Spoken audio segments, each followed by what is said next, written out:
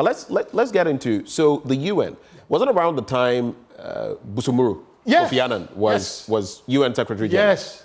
Tell us about, that was one. Did that also encourage you to want to go there and work? It inspired me greatly, even from afar.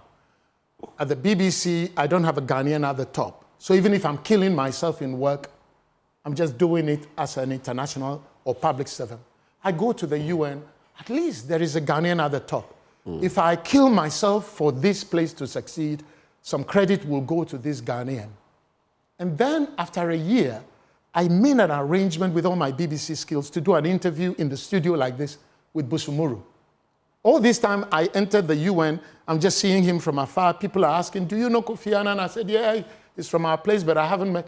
So he comes into the studio. And I just want every one of us Ghanaians in the spirit of unity and community. So Mr. Kofi Annan comes to the studio with security, and my bosses are escorting him. I am seated, mic'd, and everything to interview him.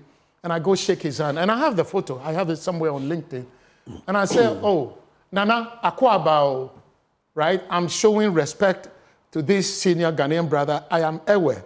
My tree is the tree I learned from tree worship songs, right?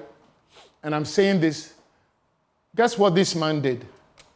He said, Ben, a foin. So... You were taken aback. Yeah.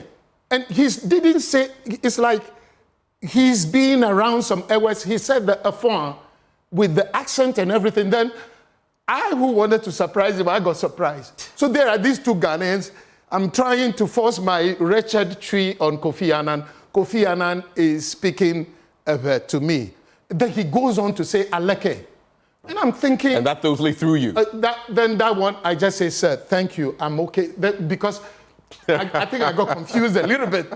I wanted to get one on him, but he got me. And then we sat down, we had the interview, and it was a joy for me because when I went there, Mr. Annan was facing criticism that he, as an African, was not doing enough for African nations. And it sounded like you are from Africa, but you are busy with the world and abandoning your people.